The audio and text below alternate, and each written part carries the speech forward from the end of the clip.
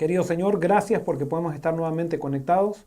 Señor, te pido que nos bendigas, que nos ilumines con tu Santo Espíritu para entender el tema que tenemos hoy que estudiar, que es un tema muy importante. Te pedimos, Señor, que podamos entender quién eres tú, tu amor, y podamos entender el plan que tienes para nosotros.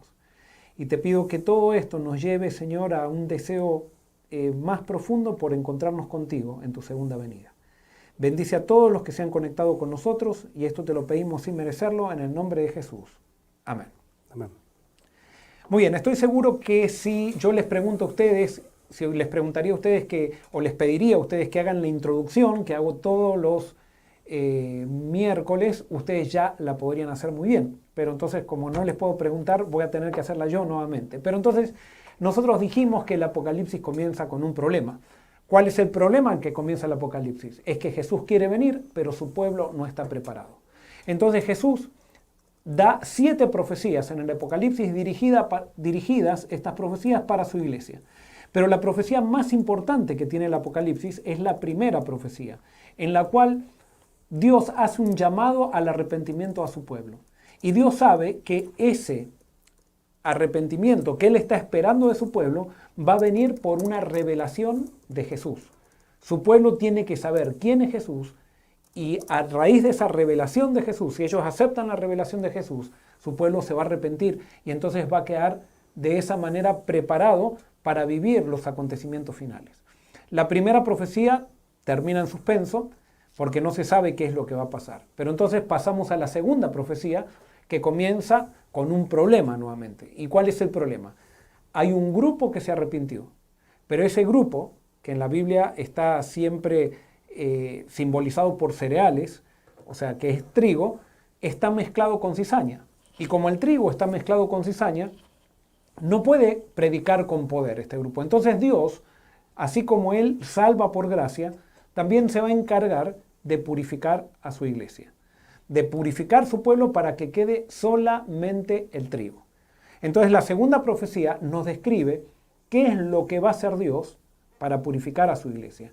Y eso lo describe por la apertura de un libro que nosotros hemos concluido que es el libro de la vida, donde Jesús lo comienza a abrir para sacar del libro de la vida a todos aquellos que no quieren ser parte del pueblo de Dios.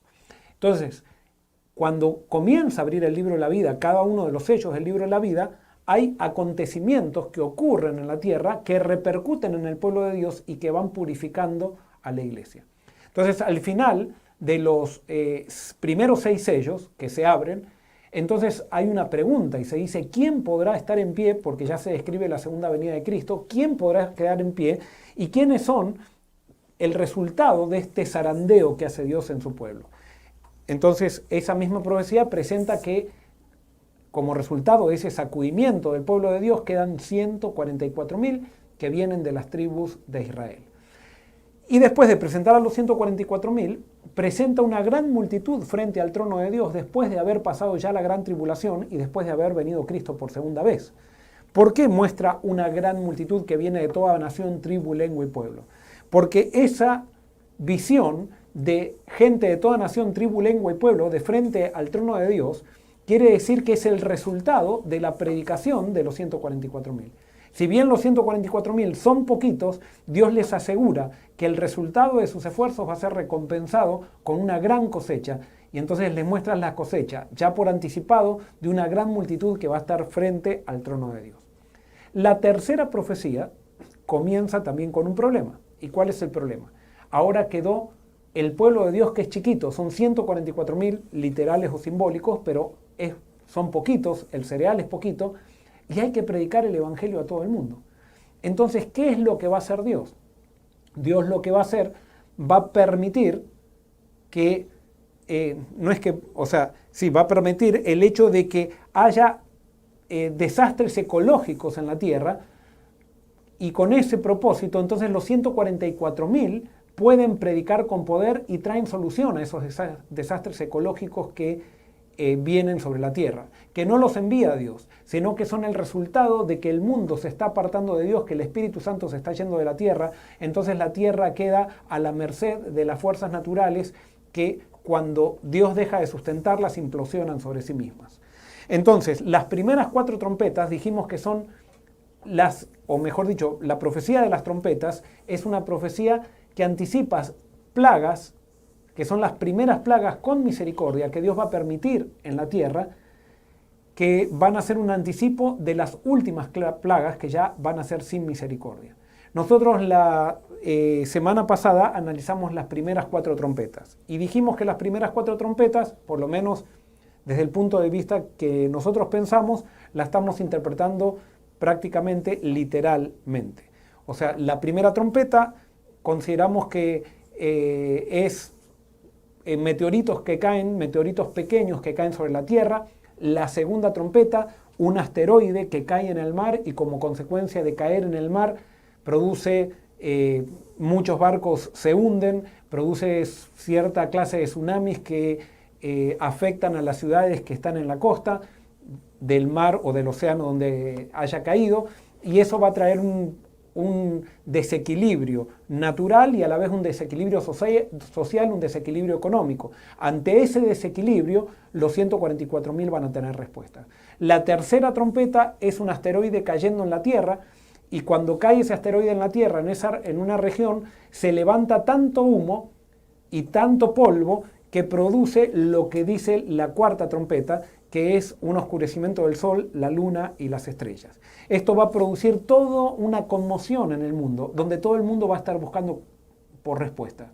El pueblo de Dios va a estar protegido, porque ha recibido el sello de Dios, va a estar protegido de esto, pero no solamente va a estar protegido, sino que va a tener respuesta para poder ayudar a la gente con su mensaje de salud en esta época, que ya no va a haber posibilidad ni acceso a los recursos farmacológicos que siempre tenemos acceso, por el hecho de que el comercio va a estar afectado, la comunicación va a estar afectada y va a haber un desastre un desastre global, aunque las trompetas van a caer localmente, pero va a producir eso un problema global en todo el mundo. Entonces, en ese contexto entramos en el capítulo 9, que van a ser las segundas 2 trompetas. Vamos a analizar la quinta y la sexta trompeta en el estudio de hoy. Después hay un paréntesis, que no lo vamos a analizar hoy. Y después de ese paréntesis, en ese paréntesis describe la obra de los 144.000 y después de ese paréntesis viene la séptima trompeta. Pero entonces hoy vamos a analizar la quinta y la sexta trompeta. Y vamos a ir leyendo una por una, porque hay bastantes elementos que tenemos que analizar. Vamos a Apocalipsis capítulo 9, versículos 1 al 12, la quinta trompeta. Dice así: El quinto ángel tocó la trompeta y vi una estrella que cayó del cielo a la tierra, y se le dio la llave del pozo del abismo. Abrió el pozo del abismo, y del pozo subió humo como humo de un gran horno, y el sol y el aire se oscurecieron por el humo del pozo.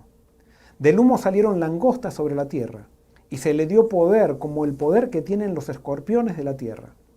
Se les mandó que no dañaran la hierba de la tierra, ni cosa verde alguna, ni ningún árbol, sino solamente a los hombres que no tuvieran el sello de Dios en sus frentes.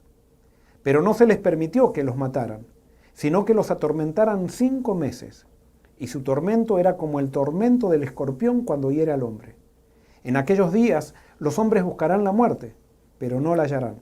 Ansiarán morir, pero la muerte huirá de ellos. El aspecto de las langostas era semejante a caballos preparados para la guerra. En las cabezas tenían como coronas de oro. Sus caras eran como caras humanas. Tenían cabello como cabello de mujer, y sus dientes eran como de leones. Tenían corazas, como corazas de hierro, y el ruido de sus alas era como el estruendo de muchos carros de caballos corriendo a la batalla. Tenían colas como de escorpiones, y también aguijones, y en sus colas tenían poder para dañar a los hombres durante 5 meses. Sobre ellos tienen como rey al ángel del abismo, cuyo nombre en hebreo es Abadón y en griego Apolión. El primer ay pasó, pero vienen aún 2 ayes después de esto. ¿Qué quiere decir esta trompeta? Bueno, como las plagas finales que están en Apocalipsis capítulo 5, las primeras 4 siempre las interpretamos como literales y las últimas 3 como simbólicas, creo que tendríamos que ser coherentes también y interpretar estas trompetas que vienen ahora como simbólicas. Y vamos a ver si es que no nos da digamos, la hermenéutica bíblica para poder hacerlo de esta manera.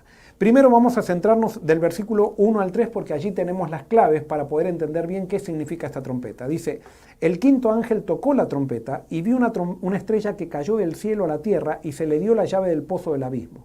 Abrió el pozo del abismo y del pozo subió humo como humo de un gran horno y el sol y el aire se oscurecieron por el humo del pozo. Del humo salieron langostas sobre la tierra y se le dio poder como el poder que tienen los escorpiones de la tierra.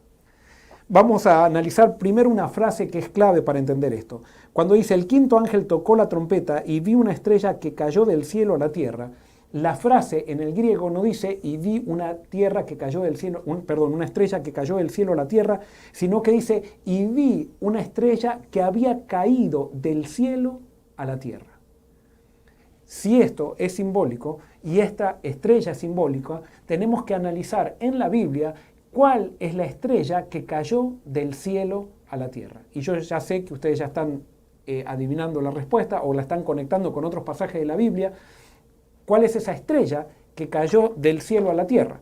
Y vamos a ver alguna pauta en el mismo Apocalipsis, Apocalipsis capítulo 12, versículos 1 al 4. Esta es la cuarta profecía del Apocalipsis, pero para poder entender esta profecía vamos a ver algunos elementos de acá. Dice así, Apocalipsis 12, 1 al 4. Apareció en el cielo una gran señal, una mujer vestida del sol con una luna debajo de sus pies y sobre su cabeza una corona de 2 estrellas. Estaba encinta y gritaba con dolores de parto en la angustia del alumbramiento.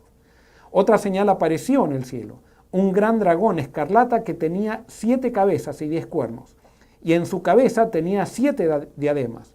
Su cola arrastró a la tercera parte de las estrellas del cielo y las arrojó sobre la tierra. Y el dragón se paró frente a la mujer que estaba para dar a luz a fin de devorar a su hijo tan pronto como naciera. Muy bien, acá se presenta a una mujer pura, que sabemos que es la iglesia de Dios, y a un dragón que quiere atacar a la mujer o al descendiente de la mujer. Sabemos muy bien, después por lo que dice Apocalipsis, que el dragón no es nada más ni nada menos que Satanás. Ahora, acá hay algo interesante que dice que el dragón arrastra con su cola, arrastra ¿a quiénes? Dice a las estrellas del cielo. Y cuando nosotros sabemos que el dragón arrastra con su cola las estrellas, sabemos que las estrellas son símbolos ¿de qué? Son símbolos de ángeles. Entonces, acá me está hablando de la caída de Lucifer, que él engañó a la tercera parte de los ángeles del cielo y arrastró a esa tercera parte de los ángeles del cielo a la tierra con él.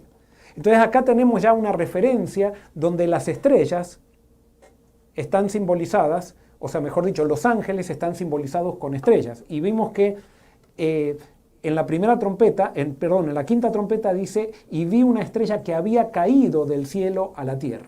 Ahora vamos a Apocalipsis 12, 7 al 9. Que ahora nos dice algo interesante allí. Dice, entonces hubo una guerra en el cielo. Miguel y sus ángeles luchaban contra el dragón y luchaban el dragón y sus ángeles. O sea, ¿quién es Miguel? Es Jesucristo. Que Miguel entonces y sus ángeles luchaban contra el dragón, que es Satanás, y sus ángeles. Versículo 8, pero no prevalecieron ni se halló ya lugar para ellos en el cielo. Y fue lanzado fuera el gran dragón, la serpiente antigua, que se llama Diablo y Satanás, el cual engaña al mundo entero, fue arrojado a la tierra y sus ángeles fueron arrojados con él. Entonces acá se nos está describiendo cómo Satanás y sus ángeles son arrojados a la tierra. Ahora, acá en ningún lado se lo compara a Satanás con una estrella. Sin embargo, si nosotros vamos a Isaías capítulo 14, versículos 12 al 14, Isaías capítulo 14, versículos 12 al 14, versículos muy conocidos, dice, ¿cómo caíste del cielo, lucero, hijo de la mañana? Derribado fuiste a tierra, tú que debilitabas a las naciones, tú que decías en tu corazón, subiré al cielo. En lo alto, junto a las estrellas de Dios, levantaré mi trono, y en el monte del testimonio me sentaré en los extremos del norte. Sobre las alturas de las nubes subiré, y seré semejante al Altísimo. Mas tú, derribado eres hasta el Seol, a lo profundo de la fosa. Aquí me está hablando de el lucero de la mañana, lo que nosotros le llamamos Lucifer. Lucifer significa estrella de la mañana. Y acá sí se lo compara a Satanás con una estrella. Entonces, si esto es simbólico, lo que está hablando la quinta trompeta, podemos entonces de alguna manera concluir que la quinta trompeta está describiendo la obra de Satanás aquí en la tierra, pero acá viene lo que quizás para algunos va a ser nuevo, para muchos que estudian la Biblia ya saben que esto es algo cierto, pero lo que está describiendo es la humanización de Satanás aquí en la tierra, donde Satanás se va a pasar a hacer pasar por Cristo y el mundo va a creer realmente que Él es Cristo. O sea, y por eso el Apocalipsis, nosotros vimos los primeros estudios que continuamente habla de Jesús como el verdadero, el que inspira el Apocalipsis, el que elige a los 144.000, el que sella, el que protege a su pueblo, es el verdadero. Porque hay un Jesucristo, un anticristo falso, que justamente la quinta trompeta, está describiendo este anticristo falso, o este Cristo falso. Y vamos a ver entonces que algunos elementos más para ver si realmente esta trompeta está describiendo a Satanás, la obra de Satanás aquí en la tierra. Fíjense, vamos a leer de vuelta el versículo 1. Dice, el quinto ángel tocó la trompeta y vi una estrella que cayó del cielo a la tierra y se le dio la llave del pozo del abismo. Y ahora tenemos que identificar qué es abismo en este contexto. Y para eso vamos a ir a Lucas 8, 26 al 31. Lucas 8, 26 al 31. Lucas 8, 26 al 31. Dice así. Esto está describiendo un momento de la misión de Cristo. Cristo está con sus discípulos y dice así. Arribaron a la tierra de los Gadarenos, que está en la ribera opuesta a Galilea. Al llegar él a la tierra, vino a su encuentro un hombre de la ciudad, endemoniado desde hacía mucho tiempo. No vestía ropa ni habitaba en casa, sino en los sepulcros. Al ver a Jesús, lanzó un gran grito y postrándose a sus pies, exclamó a gran voz. ¿Qué tienes conmigo, Jesús, Hijo del Dios Altísimo? Te ruego que no me atormentes. Jesús le ordena al espíritu impuro que saliera del hombre, pues hacía mucho tiempo que se había apoderado de él y lo ataban con cadenas y grillos, pero rompiendo las cadenas era impelido por el demonio a los desiertos. Jesús le preguntó, ¿cómo te llamas? Él le dijo, Legión.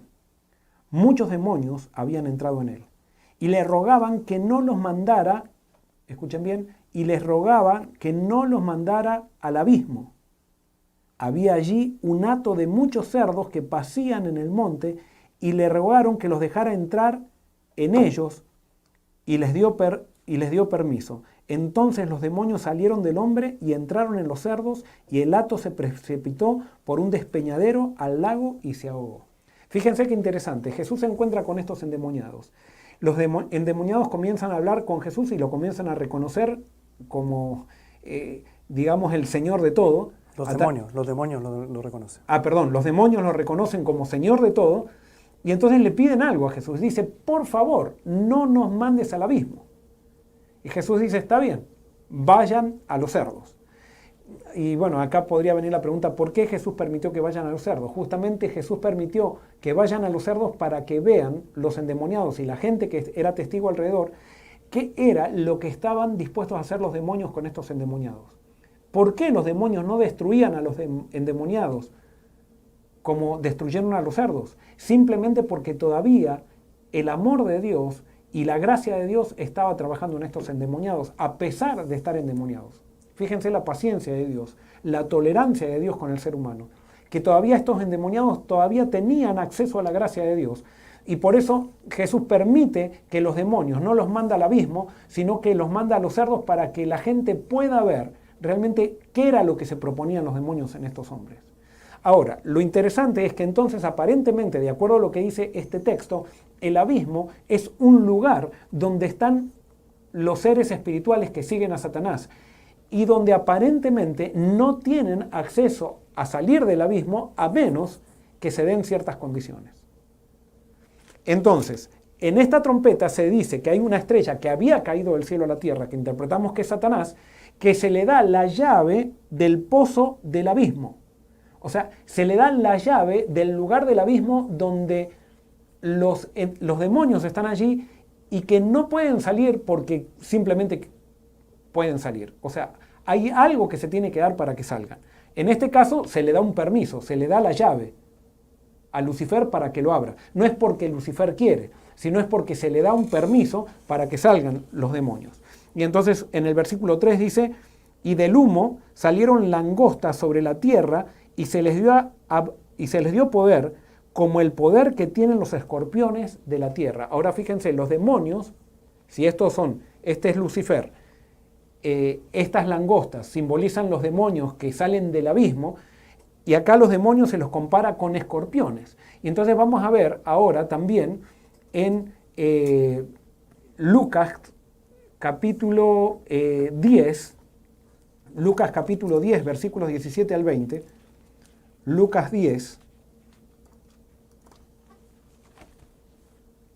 Lucas 10, 17 al 20, dice así, esto están los discípulos hablando con Jesús, y dice, regresaron los 70 con gozo diciendo, Señor, hasta los demonios se nos sujetan en tu nombre. Les dijo, yo veía a Satanás, esto lo dijo Jesús, yo veía a Satanás caer del cielo como un rayo. ¿A dónde? A la tierra. Os doy potestad de pisotear serpientes y escorpiones, y sobre toda fuerza del enemigo, y nada os dañará. Y después dice Jesús, pero no os regocijéis de que los espíritus se os sujetan, sino regocijaos de que vuestros nombres están escritos en los cielos. Ahora fíjense qué interesante que acá Jesús compara a los demonios con serpientes y escorpiones. Y acá se nos dice que salen las langostas del abismo y están comparadas con escorpiones. Ahora, ¿hay algún otro lugar donde se conecta al abismo con Satanás? Judas capítulo 1, versículo 6, vamos a encontrar allí Judas está antes de Apocalipsis, 1:6, dice así, y los ángeles que no guardaron su dignidad, vamos a leer desde el versículo 5 para que entendamos el contexto, dice, quiero recordaros, ya que una vez lo habéis sabido, que el Señor, habiendo salvado al pueblo, sacándolo de Egipto, después destruyó a los que no creyeron.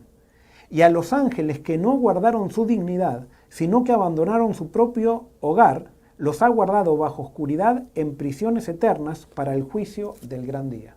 O sea, estas prisiones eternas, sin duda, que es una referencia al abismo. Los demonios están en un lugar que no pueden salir porque ellos quieren salir. Es más, y pueden ser enviados por una orden de Dios a ese lugar, como nosotros lo vimos en el caso de los endemoniados gadarenos. Después tenemos otro lugar donde aparece el tema del abismo en Apocalipsis, y vamos a ver Apocalipsis capítulo 20, versículos 1 al 3, dice así, esta es la sexta profecía. Vi un ángel que descendía del cielo con la llave del abismo. Nuevamente, presten atención. Vi un ángel que descendía del cielo con la llave del abismo.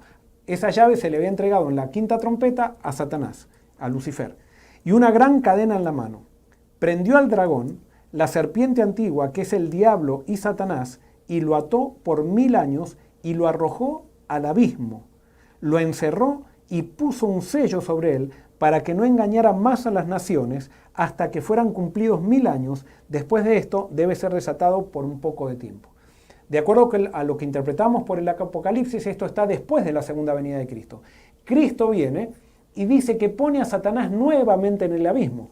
¿Por qué lo pone nuevamente en el abismo? Porque en la quinta trompeta él sale del abismo con sus demonios. ¿Y qué significa que Satanás sale del abismo con sus demonios? Y acá viene algo que yo sé que para algunos va a ser nuevo, pero esto quiere decir la humanización de Satanás. Así como Cristo se encarnó y se hizo hombre para vivir entre nosotros y cumplir su misión, Satanás al final del tiempo se va a humanizar y va a hacerse pasar por Cristo y junto con sus demonios.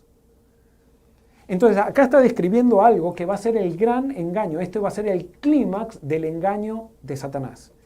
Imitar la venida de Cristo y hacerle creer al mundo que Cristo ha venido cuando es realmente el anticristo. Entonces, esto es lo que describe esta trompeta. Y fíjense, esto no solamente lo dice el Apocalipsis, sino que lo dice Segunda de Tesalonicenses, ya lo decía el apóstol Pablo, capítulo 2, versículos 1 al 12. Segunda de Tesalonicenses,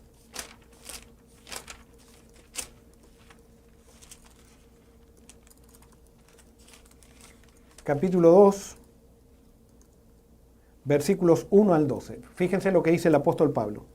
Con respecto a la venida de nuestro Señor Jesucristo y nuestra reunión con Él, os rogamos, hermanos, que no os dejéis mover fácilmente de vuestro modo de pensar. Ni os conturbéis ni por espíritu, ni por palabra, ni por carta, como si fuera nuestra, en el sentido de que el día del Señor está cerca. Nadie os engañe de ninguna manera, pues no vendrá sin que antes venga la apostasía y se manifieste el hombre de pecado, el hijo de perdición, el cual se opone y se levanta contra todo lo que se llama Dios o es objeto de culto, tanto que se sienta en el templo de Dios como Dios, haciéndose pasar por Dios. ¿No os acordáis de que cuando yo estaba todavía con vosotros os decía esto? Y ahora vosotros sabéis qué lo detiene, a fin de que a su debido tiempo se manifieste. Ya está en acción el misterio de la iniquidad. Solo hay quien al presente lo detiene hasta que él a su vez sea quitado de en medio. Y entonces se manifestará aquel impío, a quien el Señor matará con el espíritu de su boca y destruirá con el resplandor de su venida. El advenimiento de este impío, que es obra de Satanás, irá acompañado de hechos poderosos, señales y falsos milagros, y con todo engaño de iniquidad para los que se pierden, por cuanto no recibieron el amor de la verdad para ser salvos. Por esto, Dios les envía un poder engañoso para que crean en la mentira, a fin de que sean condenados todos los que no creyeron a la verdad, sino que se complacieron en la injusticia. Pablo describe claramente aquí la acción del anticristo y dice que el anticristo va a estar fuera del abismo hasta la segunda venida de Cristo. Y justamente eso es lo que está describiendo la quinta trompeta. Ahora vamos entonces a ver qué es lo que está sucediendo para que ustedes entiendan este tipo de engaño, lo fuerte que va a ser este tipo de engaño. Tenemos las 4 primeras trompetas. Los 144.000 están predicando. Pero entonces la primera trompeta comienzan a haber volcanes o pueden ser meteoritos que caigan en la tierra y queman una gran parte de la tierra. Eso causa una conmoción. Rápidamente, no sabemos cuánto tiempo va a ser entre cada trompeta y la otra, cae un asteroide en el mar y entonces las ciudades que están en la costa del mar, del mar donde ese asteroide cayó, son barridas por olas. Si es que cae cerca, si el asteroide cae cerca de la playa, no pasaría si cae en el medio, no pasaría demasiado, pero si cae cerca de la playa, sí. Y entonces barre, supónganse, con una gran ciudad que está en el mar. Eso hace también que los barcos se hundan. Entonces el comercio colapsa.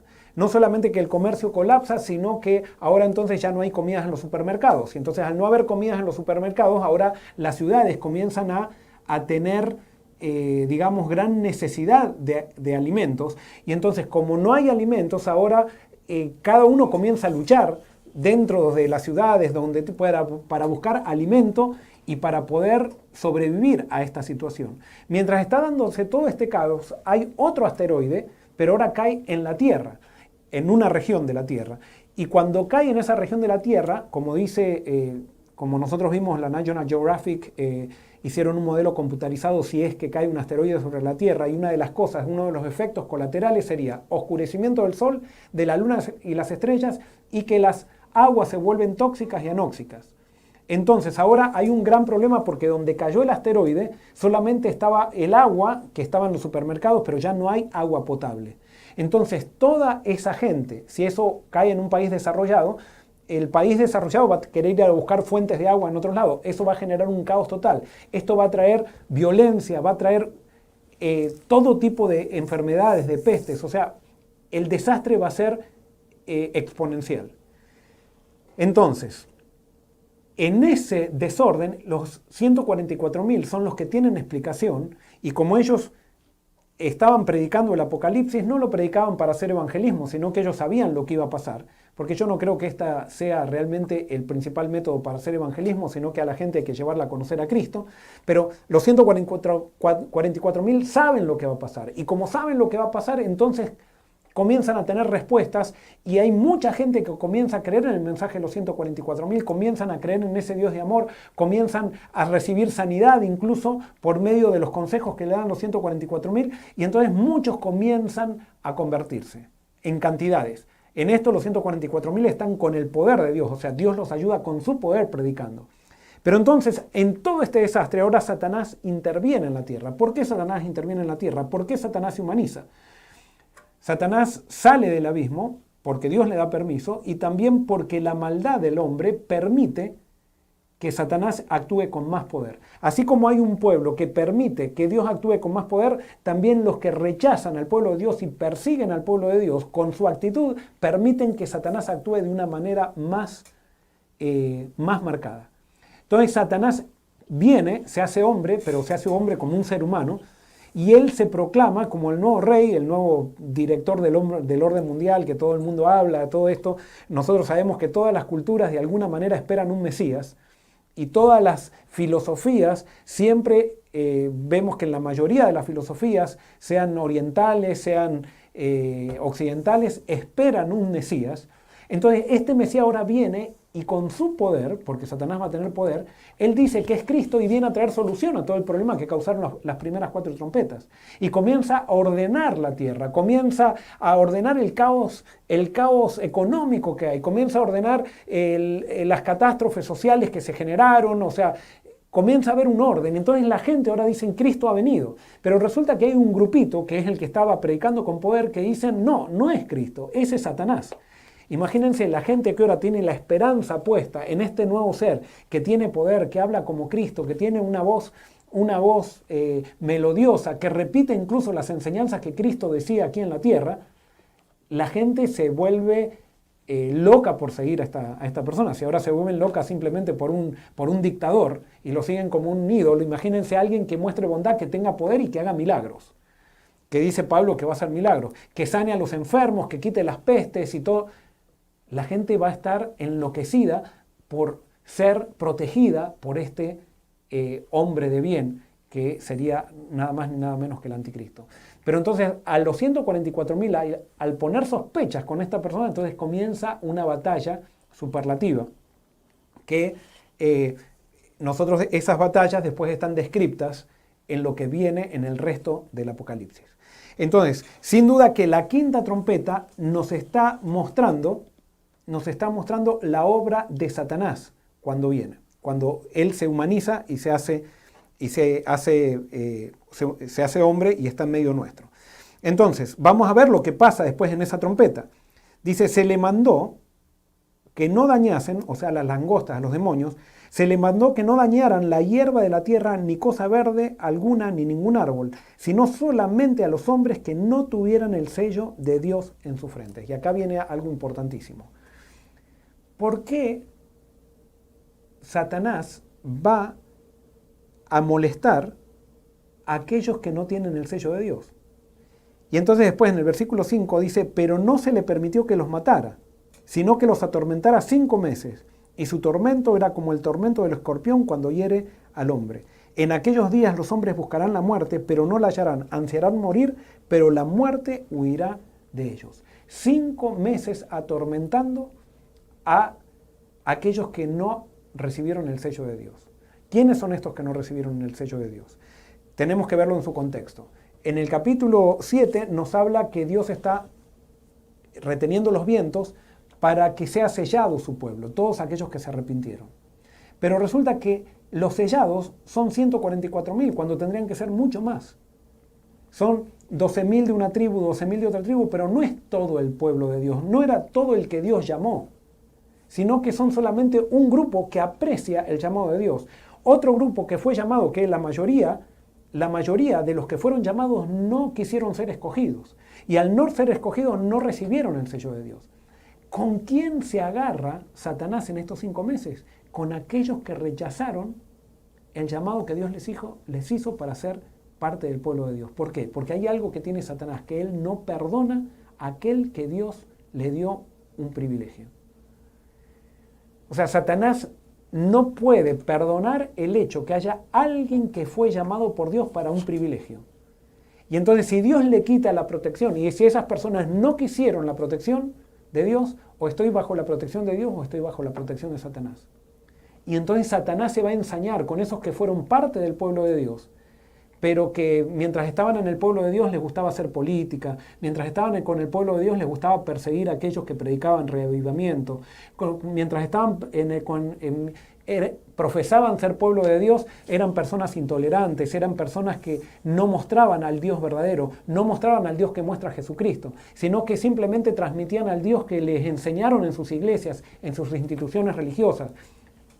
Son aquellos que simplemente predicaban doctrinas, pero que no predicaban a Cristo. Entonces, estas personas que rechazaron al Cristo de la Biblia, ahora Satanás, como Dios los había elegido para ser parte del pueblo final, Satanás eso no lo perdona.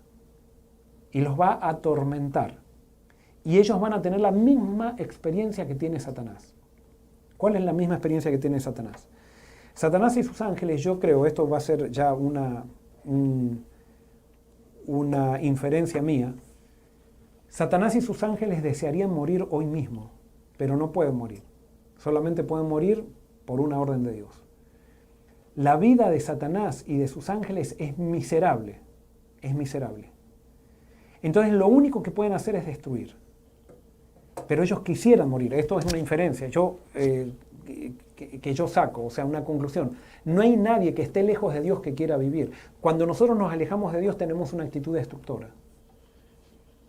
Y por eso Satanás, la vida de Satanás y sus ángeles es un peso para ellos mismos, así como la vida de toda persona que no tiene amor es un peso. Y por eso hay tantas personas que se suicidan por falta de amor, que no es la solución. La solución es encontrar amor y es encontrar al Dios de amor. Entonces Satanás va a provocar lo mismo en estas personas. Estas personas van a querer morir mientras son torturados por Satanás, pero no van a poder morir. Y estas personas, para colmo, se van a empezar a dar cuenta que el privilegio, que ellos podrían ser parte de esos, podrían haber sido parte de los 144.000, que fueron llamados para ser parte de los 144.000, pero porque ellos no quisieron, no fueron escogidos. Pero Dios los había llamado y en su plan Dios los tenía para ser parte del pueblo de Dios. Y por eso esto es un mensaje, no es un mensaje para hacer evangelismo, esto es un mensaje para el pueblo de Dios, para ti y para mí. Hoy es el momento. Hoy es el momento de dejar de jugar a la iglesia. Hoy es el momento de dejar de considerar a la iglesia como el pedestal para resaltarme a mí mismo. Porque muchas veces nosotros hemos utilizado a la iglesia para jugar a que somos empresarios o hemos utilizado a la iglesia para sobresalir y para que nosotros sea el centro. Hoy es el día que nos arrepintamos. Hoy es el día que tenemos que buscar a Dios. Porque eso no va a salir de nosotros. Va a salir y en Dios va a haber perdón. Pero ojalá que me esté escuchando alguien que sea un político, alguien que incluso está mirando para criticarme.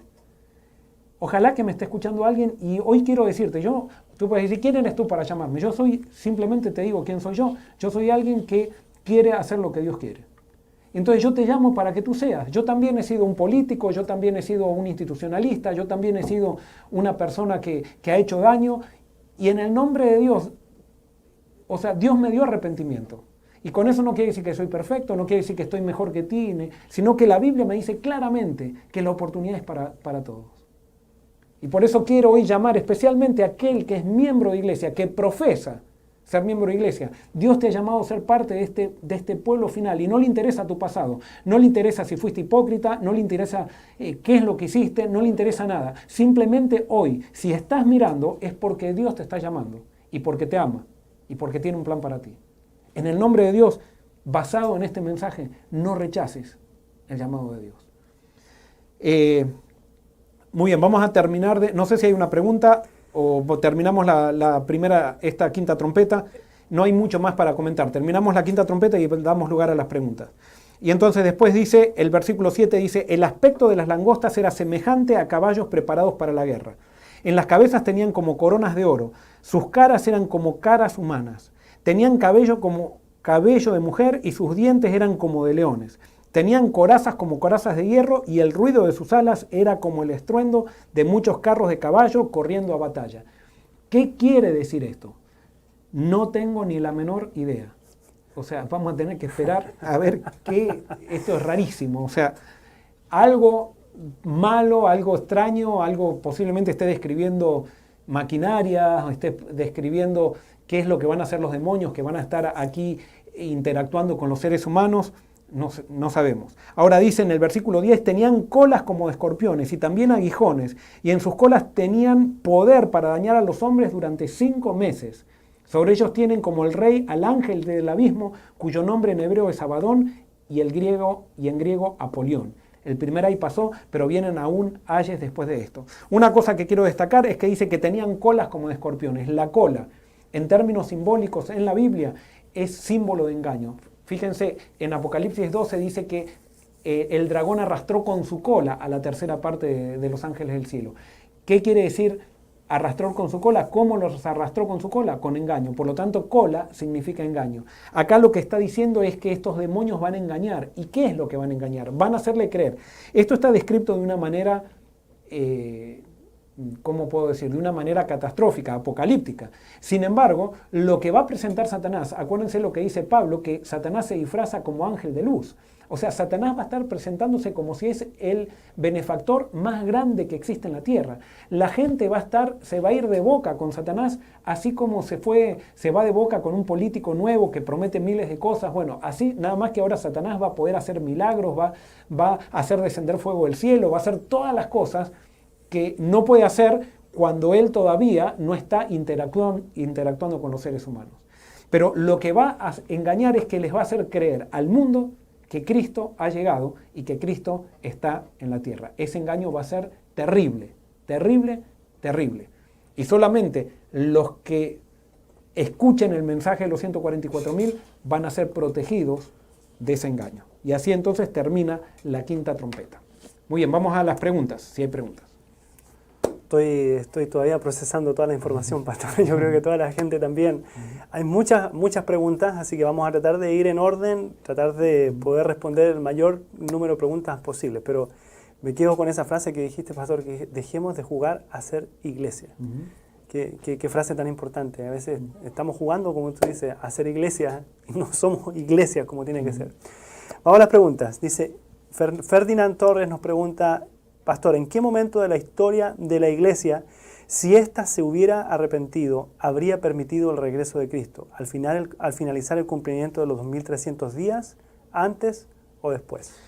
Hay varias teorías con respecto a esto. Yo lo que creo es que desde y no voy a demostrar esto ahora, pero creo que desde 1844 en adelante Cristo podría haber venido en cualquier momento. Él supo, o mejor dicho, Dios sabe cuándo va a haber un grupo que se arrepienta, y entonces él puso la fecha de acuerdo a cuando él sabe que va a haber un grupo que se arrepienta. Yo espero que nosotros seamos los que nos arrepintamos, quizás no, quizás sean nuestros hijos o los hijos de nuestros hijos, no sabemos. Pero hay otras personas que yo no sé bien cuáles son sus argumentos, y por eso, pero he escuchado a los cuales respeto mucho, pero no puedo creer su argumento hasta que yo no lo pueda confirmar con la palabra de Dios. Hay otras personas que dicen que Cristo podría haber venido desde la época de los apóstoles, y no vino. No escuché bien sus argumentos, no me he dedicado mucho a analizar eso. De acuerdo a mi interpretación, yo creo que Cristo podría haber venido desde que comenzó el tiempo del fin en adelante en cualquier generación. Ok, muy bien. Norma pregunta, ¿por qué las primeras son literales y el resto simbólico? ¿Podría explicar esto? Muy bien, las primeras son literales porque pueden ser literales. Con esto no quiere decir que si alguien las interpreta simbólica quiere decir que esté mal. Estas son todas cosas que van a suceder en el futuro. Entonces nadie puede ser dogmático. Mi conclusión por la cual son literales y es por una cuestión de hermenéutica, no es por una cuestión bíblica, es una cuestión de hermenéutica. ¿Qué es hermenéutica? Es de ser coherentes con el estudio de todo el Apocalipsis. Si estas son las primeras 7 plagas, y después están las 7 últimas plagas postreras, y a las 7 postreras plagas nosotros las primeras 4 las interpretamos literales, entonces yo creo que estas primeras 4 tienen que ser interpretadas literales también para ser coherentes con la interpretación del Apocalipsis. Pero es una cuestión de hermenéutica. Si usted quiere y usted le encuentra que hay gente que la interpreta simbólicamente a esto, a mí no me cierra mucho simbólicamente, pero con esto no quiere decir el hecho que no me cierra a mí. Yo no soy acá la pauta para interpretar la Biblia. Para mí son literales y por eso las interpreto literalmente. Muy bien. Preguntan aquí si podrías explicar brevemente el misterio del pecado para los que no lo saben y poder entender por qué el Apocalipsis es un libro de esperanzas. Bueno, el misterio del pecado, o sea, hay una gran controversia entre el bien y el mal. Esa gran controversia comienza en el cielo. Y comienza en el cielo con el ser creado más exaltado que existía. Era el ser más parecido a Dios que existió, que fue Lucifer. Era, como podríamos decir, como el secretario de Dios.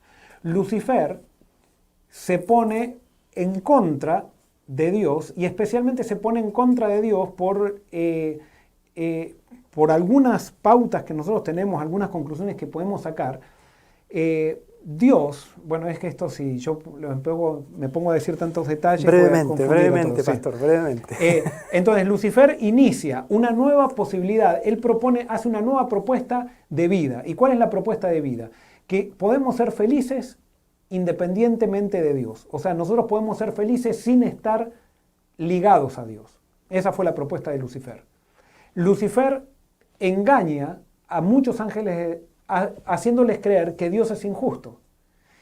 Y que si Él está haciendo esa propuesta, de alguna manera es porque, si Dios creó todo, es porque Él está diseñado por Dios así. Y que entonces Él, si Dios creó todo y Él se está oponiendo a Dios, quiere decir entonces que el mundo de vida de Dios no puede ser seguido, porque si Él es el ser más perfecto, se opone a Dios y Él fue creado por Dios, entonces no se lo puede seguir a Dios. En otras palabras, Lucifer lo que hace es desafiar el orden de Dios, desafía la ley de Dios, la existencia, o sea, la forma en que Dios creó la existencia, que eso es desafiar la ley de Dios. Y Él dice, vamos a separarnos de Dios y vamos a hacer un mundo mejor separados de Dios. Muy bien, entonces Dios le dice a Lucifer, muy bien, yo soy respetuoso de tu decisión. Tú quieres hacer un mundo mejor separado de mí, entonces te voy a dar permiso para que vayas a algún mundo, porque de acuerdo a lo que nos da a entender la Biblia, hay muchos mundos creados. No podemos pretender que si Dios es creador y en un universo tan vasto solamente estemos nosotros los seres humanos, existamos solo los seres humanos. Entonces, Dios le da la oportunidad a Satanás de que vaya a un mundo, y si convence a ese mundo, a los representantes de ese mundo, los convence de que ellos sigan el plan de Satanás, Dios va a permitir que en ese mundo, porque como Dios es tolerante, Dios va a permitir que en ese mundo se siga el plan de Satanás. Muy bien, Satanás sale de la presencia de Dios, y entonces, ¿cuál es el planeta que elige? Y esto son conclusiones mías, él elige el planeta más joven. O sea, ¿por qué? Porque ya había planetas que habían sido creados con mucho tiempo de anticipación, entonces hacer caer a todos los seres de ese planeta iba a tomarle más trabajo. En cambio, si él llega al planeta más joven, donde solamente había 2 habitantes, si él hace caer a esos 2 habitantes, su gobierno entraría a ese planeta más joven. Entonces, ustedes saben, Satanás le propone a Adán y Eva separarse de Dios, independizarse de Dios, y Adán y Eva se separan de Dios y se independizan de Dios. Entonces allí comienzan a desarrollarse los principios de gobierno de Satanás. Y cuando comienzan a desarrollarse los principios de gobierno de Satanás, Satanás se da cuenta, porque él no sabía tampoco, Satanás se da cuenta que le sale mal el proyecto, o sea que fuera de Dios no se puede hacer nada bueno. Es más, él se había transformado ahora en un ser destructor, y lo único que puede hacer Satanás es hacer cosas malas. Pero ni Satanás era consciente de eso en un principio.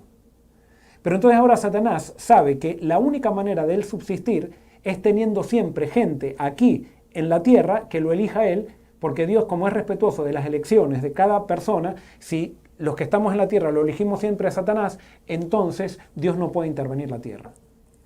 Pero entonces, ¿qué pasa? Dios le promete a Adán y Eva que él mismo se haría hombre y él elegiría en este planeta de injusticia el gobierno de Dios nuevamente.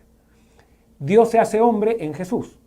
Y entonces cuando Jesús vive una vida sin elegir a Satanás en ningún momento y eligiendo a Dios, gracias a la elección de Jesús, este planeta puede ser recuperado para que Dios ponga su gobierno nuevamente en este planeta. Entonces Jesús vence, y viene, ¿cómo vence Jesús? Vence a Satanás, pero vence mostrando quién es Dios. Y mostrando, porque Satanás lo que hace es hacer cosas malas en esta tierra, y la culpa de todo lo que malo que sucede, de las muertes, de las injusticias, ¿a quién le echa al ser humano la culpa? Siempre a Dios. Y entonces Satanás ha tergiversado la imagen de Dios, y Jesús vino a mostrar quién es Dios. Vino a tirar abajo todas esas ideas equivocadas de Dios que muestran que Dios condena, que Dios castiga, que Dios está viendo a ver cuándo nos portamos mal para mandarnos un rayo del cielo y castigarnos. Entonces Jesús derriba todas esas ideas equivocadas, gracias. Pero entonces Satanás gana con otra filosofía. Ahora dice, Jesús es el bueno, pero Dios es el malo. Dios está irado con el ser humano, y gracias a Jesús es que somos perdonados. Y no solamente Jesús, es gracias a Jesús, sino que también hay que meterle santos, hay que meterle personas, porque hay filosofías que han metido no solamente a Jesús intercesor, sino también a muchas otras personas que están entre Dios y los hombres. ¿Por qué? Porque Satanás nos ha hecho creer que Dios el Padre está enojado con nosotros, y Dios el Padre no está enojado con nosotros, somos nosotros los que estamos enojados con Él. Y es por eso que a nosotros nos cuesta entregarnos a Dios, porque todos tenemos un enojo con Dios que Satanás ha metido en nuestra cabeza. Jesús vino a quitar eso. Y entonces el pueblo final, todos los que se entregan a Cristo, es porque descubrieron que Dios es amor a través de Cristo. Y entonces el pueblo final lo que va a predicar va a ser la verdad. ¿Cuál es la verdad? La verdad no es un credo doctrinal, no es una declaración de doctrinas. La verdad es quién es Dios a través de lo que muestra Jesús. Esa es la verdad que tira abajo las tinieblas. Esa es la verdad que rompe con el pecado. Esa es la verdad que nos libera y que nos quita de la esclavitud de Satanás. Cuando nosotros creemos que Dios se manifestó en Cristo y que Cristo muestra el carácter de Dios, eso tiene un poder transformador en los seres humanos. Los 144.000 van a predicar eso y muchos se van a convertir. Y entonces al final, cuando ya no haya más nadie que pueda arrepentirse porque han rechazado el mensaje de los 144.000, se cierra el tiempo de gracia y Cristo viene. No sé si hice un buen resumen del misterio de la iniquidad. Pastor, qué buen resumen. Resumió la Biblia en 5 minutos. Espero que haya quedado claro. Sí, quedó claro, pastor, quedó muy claro. Yo dije, ¿cómo lo vas a hacer? Hago esta pregunta porque yo sabía que no se puede decir en un minuto, pero pastor, lo hizo muy bien y sé que hay muchos detalles tal vez que quedan ahí, pero está clarísimo explicado. Otra pregunta, dice Uriel Casa Diego. Cuando habla que Satanás cayó del cielo a la fosa quiere decir abismo, así como los abismos fueron abiertos y la tierra fue llena de agua, eso en Génesis. Quiere decir que Satanás está encerrado en el abismo y se le da la llave. Entonces, ¿en dónde está ese abismo? Porque creo que no es simbólico. No sabemos, de acuerdo, la Biblia habla del abismo que es el mar, pero no sabemos qué tipo de abismo es, qué dimensión es, no sabemos. Y yo no me atrevería a hacer ninguna especulación con respecto a esto. Lo que sí sabemos es que abismo significa cuando Satanás y los demonios no pueden interactuar directamente con los seres humanos. Por ejemplo, una cosa es que Satanás se humanice y otra cosa es que un demonio endemonie, no sé si está bien la palabra, que un demonio haga posesión de alguien. Un endemoniado no es un demonio humanizado. Un demonio humanizado es alguien que interactúa con los seres humanos. Y una de las cosas, por ejemplo, que habla la Biblia lo dice claramente en el libro de Hebreos, si mal no recuerdo, ahora se me fue, Hebreos, sí, creo que Hebreos o Santiago, no me acuerdo, que los ángeles interactúan con nosotros y interactúan en forma humana. Cuando ustedes ven, por ejemplo, la aparición de ángeles en la Biblia, ustedes no van a ver ángeles con alas. Eso de ángeles con alas apareció en las pinturas de la Edad Media, pero ustedes no van a ver nunca un ángel con alas. Ustedes aparecen los querubines y los serafines en el cielo con alas, que los querubines aparentemente son los seres vivientes que están alrededor del trono de Dios, pero los ángeles nunca aparecen con alas. Y es más, siempre que aparecen en la tierra, siempre aparecen con forma de seres humanos y parece que los seres humanos no se dan cuenta hasta que muestran un poder sobrenatural que realmente estaban en la presencia de un ángel. El apóstol Pablo, la Biblia nos dice que nosotros muchas veces hemos estado con ángeles y ni nos dimos cuenta. Ni nos dimos cuenta. Es más, muchos de nosotros posiblemente hemos hablado con ángeles. Quizás estamos relacionados con algún ángel que pensamos que es un ser humano Y yo sé que alguien que puede estar escuchando con una mente científica, puede estar diciendo, oh, este vio demasiado Walt Disney. O todo. No, bueno, la realidad supera la ciencia ficción. Y yo creo en un mundo espiritual. Creo en un mundo espiritual. Y ese mundo, hay un mundo espiritual que va más allá del mundo físico. Y aunque seas ateo, y ahí tú vas a tener una evidencia, si tú eres ateo y estás mirando, dime si tú no tienes una necesidad espiritual. ¿Y cómo la explicas esa necesidad espiritual que no es material? La felicidad no es algo material, es algo espiritual. Y sin embargo, la podemos definir qué es felicidad, pero no la puedes tocar a la felicidad, sin embargo crees en la felicidad. Quizás no creas porque nunca fuiste feliz, pero podemos creer en la felicidad. Todo el mundo habla de la felicidad, todo el mundo habla del amor. Esos son elementos del reino espiritual que se combinan con el reino material. Justamente esas son evidencias de la existencia de un área espiritual que si nosotros le damos, nos conectamos con ese área espiritual, podemos ver crecimiento. A pesar que no la podemos explicar, podemos ver crecimiento, podemos experimentar satisfacción, tanto para un lado como el otro, porque nos podemos conectar con el agua, con el área espiritual del maligno. Y eso va a traer justamente las consecuencias que el maligno solamente sabe sembrar. Muy bien. Laura pregunta, ¿por qué razón interpreta usted, pastor, que se humaniza a Satanás para salir del abismo?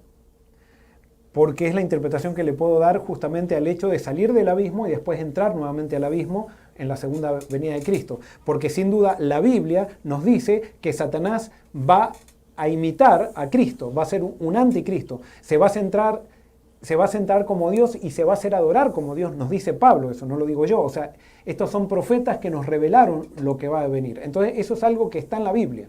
Y aunque yo no lo entiendo, no sé cómo va a suceder, pero eso está en la Biblia y es algo que va a suceder y va a ser el clímax del engaño de Satanás. Muy bien. Miguel pregunta, pastor, según entiendo de citas del espíritu de profecía, esa venida falsa es cuando ya el Espíritu Santo se ha retirado. ¿Es así cuando aún o es cuando todavía hay gracia? De acuerdo a lo que yo leo acá en la Biblia, y no puedo decir si es antes o después de la gracia, yo sé, cuando decimos del espíritu de profecía, son libros que hablan de la profecía, nada más que yo no los uso y no lo voy a usar por el hecho de que nosotros nos comprometimos a hacer nuestra interpretación con la Biblia misma y hay mucha gente de diferentes denominaciones que están escuchando y que nos siguen, y yo tengo que ser fiel a lo que dije y creo que no necesitamos aparte de la Biblia, otros libros para interpretar el Apocalipsis. Y por eso no voy a decir lo que dicen otros libros. Voy a remitirme solamente a lo que dice el Apocalipsis. Muy bien. Alejandra pregunta, me quedó una duda de los estudios anteriores. Apocalipsis 8.1 dice que hubo un silencio por media hora. ¿Es un tiempo profético, o sea, serían 7 días? ¿Y las trompetas suceden durante esa media hora o después? Podría ser un tiempo profético, podría ser que no. Yo no, o sea, esas son interpretaciones.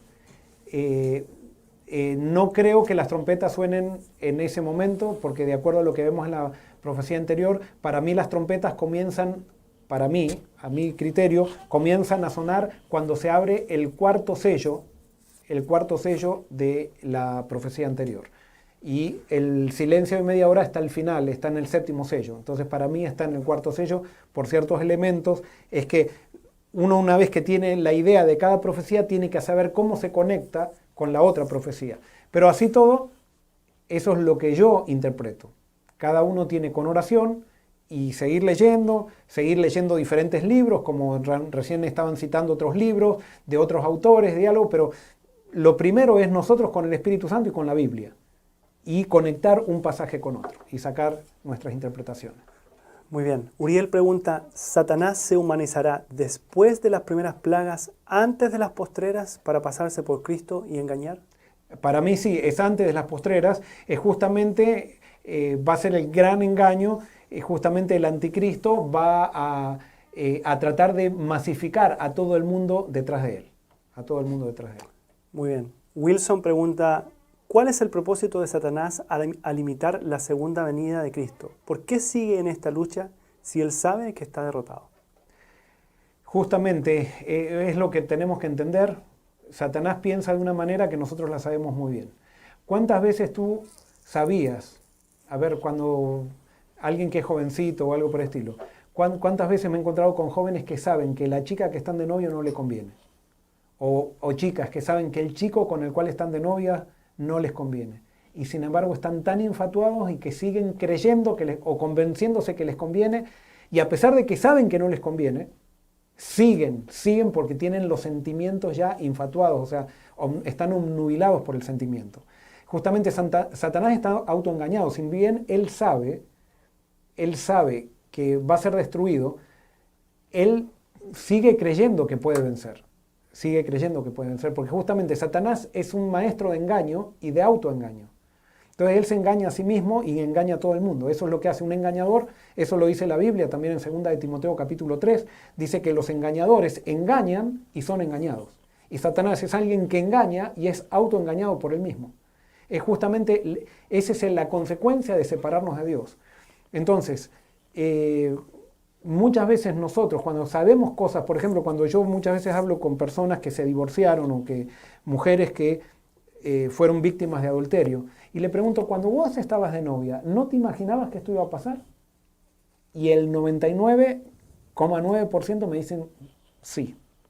Sí. Y le digo, ¿por qué? Y entonces me dicen, porque cuando estábamos de novios, él hizo esto, hizo el otro. Y le digo, eso no era una bandera roja. Y sí, pero yo pensaba que él iba a cambiar, y sí, pero yo... Pero en ese momento que sucedían esas cosas, si alguien se acercaba y le decía, mira, eso es una bandera roja, decían, no, esto va a funcionar. Así somos los seres humanos cuando estamos queriendo hacer nuestra propia voluntad y definir las cosas sin Dios. Veruska pregunta, ¿cómo vamos a poder diferenciar cuál es el Dios verdadero? Muy bien, ¿cómo vamos a poder diferenciar cuál es el Dios verdadero si es que hoy podemos diferenciar cuál es el Dios verdadero? Y justamente esto es algo que decíamos en los primeros estudios. Si yo soy intolerante, si creo que Dios es castigador, si creo que Dios me está mirando con el ceño fruncido desde el cielo, lo más probable es que yo piense, o sea, siga el Dios falso. ¿Por qué? Porque este Dios falso se va a presentar al principio con bondad, pero va a llegar un momento que Él va a mandar, y eso vamos a ver ahora en la próxima trompeta, va a mandar a destruir a aquellos que no concuerdan con Él. Entonces eso va a ser una señal. Hay algo que todavía los cristianos no entendemos, y esto va porque yo sé que hay mucha gente que muchas veces se conecta solamente para criticar y para insultar. O sea, eso lastimosamente es así. Y esta gente que dice ser cristiana, lastimosamente no se da cuenta que eso es una característica de Satanás. Entonces, cuando nosotros veamos que alguien está persiguiendo a alguien, eso es una ley. Y por eso, aunque sea un PhD, que sea un doctor en teología o lo que sea, aunque sea presidente de una iglesia grande, si esa persona está persiguiendo a alguien, está guiada por Satanás. Eso es un principio de la Biblia. ¿Hasta cuándo no nos vamos a dar cuenta de eso? No, pero nosotros pensamos, ese está con Satanás porque no tiene la doctrina correcta. No, lo que muestra que estamos con Satanás es la actitud incorrecta. Yo puedo ser pastor de la iglesia más grande, puedo ser un sacerdote, puedo ser lo que sea, pero si mi actitud es una actitud de intolerancia, es una actitud de querer destruir al que no piensa como yo, de querer perseguir a aquella persona que no piensa como yo, esa persona está siendo guiada por Satanás. Esa es la ley que Jesús mostró y es la ley que muestra el Apocalipsis. Esto no es un invento del pastor Joel Barrios, es lo que dice toda la Biblia y especialmente el Apocalipsis. Entonces tenemos que entender ese principio, porque así no vamos a ser engañados. Entonces si hoy yo sigo a Dios a través de Jesús y descubro el amor de Dios, eso me va a hacer discernir quién está con Dios y quién no está con Dios, y quién es el Jesucristo falso y quién es el Jesucristo verdadero. Ana pregunta, ¿la humanización de Satanás significa que ya salió del abismo? Es decir, ¿cómo sabemos que en este momento él no está humanizado y que todavía está en el abismo? Porque todavía no hemos visto a ningún ser humano con poder, todavía no hemos visto a ningún ser humano con poder que se declare como Cristo y que el mundo lo siga como Cristo. El Apocalipsis después va a describir qué es lo que va a pasar. O sea, a este anticristo se le va a dar poder 3 años y medio. Este anticristo, los poderes de la tierra se van a rendir delante de él. Todavía eso no ha sucedido. Entonces sabemos que todavía eso no ha sucedido. Muy bien, aquí voy a combinar 3 preguntas en una porque más o menos están haciendo la misma pregunta sobre el momento cuando se va a pasar, se va a atormentar. Dice, pero si Dios eligió a todos para ser parte de su pueblo, entonces va a atormentar a todos. También preguntan, entonces la gran multitud no van a ser sellados. ¿No será que esas personas que son atormentados por 5 meses son los que aún no se decidieron, que aún no salieron de Babilonia? Yo no creo eso. El sello de Dios, acuérdense que es para marcar propiedad y para marcar protección. Entonces, o sea, una vez que una persona está sellada por Dios va a ser protegida de Satanás. Por eso el sellamiento está antes de la profecía de las trompetas, porque justamente el sellamiento, y yo ahora no sé si ustedes se acuerdan, pero hay tantos detalles que no sé si por una vez que lo dijimos ustedes pueden acordarse de eso. Pero si ustedes analizan, cuando están por ser sellados los 144.000, se les dice que a los ángeles que detengan los vientos y que no dañen a los árboles, ni a la tierra, ni al mar. O sea, justamente describe lo que van a hacer las trompetas. O sea que el sellamiento marca protección sobre las trompetas. Entonces, si todavía no están sellados, acá pareciera dar a entender que, o sea, cuando uno lee la profecía, que son los que son atormentados durante 5 meses, son los que rechazaron el sello de Dios. No los que todavía no lo tienen, sino que son los que rechazaron el sello de Dios. Y por eso va a ser tremendo. Y por eso el juicio, y eso lo vamos a ver también, el juicio comienza por la casa de Dios. Justamente, el juicio comienza por la casa de Dios. Eso lo vimos en Ezequiel, no sé si se acuerdan. En Ezequiel dice, comienza por el templo y después por el pueblo. Pero primero comienza por el templo y primero por los dirigentes. Y por eso es muy... Yo soy pastor, por ejemplo, de una iglesia aquí. Es muy delicado ser pastor de una iglesia y ponerse como dirigente. Ojalá que Dios lo ponga a uno y que no sean tramados personales para llegar a los puestos. Pero si Dios lo puso a uno tiene que avanzar con temor y temblor. Porque nuestra responsabilidad como dirigentes religiosos es mayor que la de cualquiera. Tenemos una responsabilidad delante de Dios. Si bien no somos más importantes que nadie, pero tenemos una responsabilidad más grande que nadie. Y por eso yo creo que estos 5 meses, estas personas, pero esto es algo personal, a mí me sirve, incluso puede ser que sean aquellos que se declaraban líderes espirituales del pueblo de Dios, pero que sin embargo no quisieron aceptar la revelación de Jesús y no entonces recibieron arrepentimiento. ¿Las trompetas ya están sonando? Preguntan. No, las trompetas a mi criterio todavía no están sonando, pero creo que ya tenemos, porque vamos a la última trompeta, a la sexta trompeta, perdón, porque si no, no vamos a terminar. Tenemos un montón de preguntas todavía, pero yo creo que tenemos que seguir, pastor, porque si no, no vamos a terminar. Vamos a la sexta trompeta entonces. Muy bien, vamos a la sexta. Dice así, vamos del versículo 13 en adelante, dice así, el sexto ángel tocó la trompeta y oí una voz de entre los 4 cuernos del altar de oro que estaba delante de Dios, la cual decía al sexto ángel que tenía la trompeta: desata a los 4 ángeles que están atados junto al gran río Éufrates. Y fueron desatados los 4 ángeles que estaban preparados para la hora, día, mes y año, a fin de matar la tercera parte de los hombres. Y el número de los ejércitos de los jinetes era de 200 millones. Yo oí su número. Así vi en visión los caballos y sus jinetes, que tenían corazas de fuego, zafiro y azufre. Las cabezas de los caballos eran como cabezas de leones, y de sus bocas salían fuego, humo y azufre.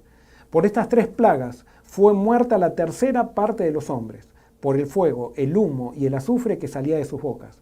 Pues el poder de los caballos estaba en sus bocas y en sus colas, porque sus colas, semejantes a serpientes, tenían cabezas y con ellas dañan. Los demás hombres, los que no fueron muertos con estas plagas, ni aun así se arrepintieron de las obras de sus manos, ni dejaron de adorar a los demonios y a las imágenes de oro, plata, bronce, piedra y madera, las cuales no pueden ver, ni oír, ni andar. No se arrepintieron de sus homicidios, ni de sus hechicerías, ni de su fornicación, ni de sus robos. ¿Qué es lo que pareciera describir esta sexta trompeta? Fíjense que acá hay un paralelo con el final de la profecía anterior. En la profecía anterior dice que Dios estaba sosteniendo los vientos para sellar a sus escogidos. Pero acá está sosteniendo los vientos, no porque va a venir desastres ecológicos, sino que ahora va a venir destrucción humana. Y esta destrucción humana viene por un ejército que es el ejército de Satanás. Y que dice, como Satanás siempre, Dios siempre actúa con una semilla de mostaza. A Satanás siempre hace las cosas con mucho. Y por eso el ejército de Dios es 144.000. El ejército de Satanás son como 200 millones. O sea, fíjense, Satanás siempre quiere ganar por la fuerza y por la cantidad. Dios gana por el poder del amor. Y por eso para Dios ganar una batalla no necesita ejército ni fuerza ni números. Necesita gente dispuesta. Y si son pocas, con Dios, dice Salmo 60:12, con Dios haremos proezas y Él aplastará a nuestros enemigos. Una persona, un ser pecador ligado a Dios se transforma en todopoderoso junto con Dios. No porque es, sino es porque Dios es todopoderoso. Y por eso Dios con una persona puede hacer su obra. Con 144.000 la va a hacer. Simbólicos, literales, como ustedes quieran. 200 millones tiene Satanás. 200 millones para destruir. Pero acá, ¿por qué destruye a Satanás? Y acá viene algo que tenemos que entender, cómo es el gobierno de Satanás. A ver cómo lo puedo explicar esto. Satanás tiene un sistema jerárquico.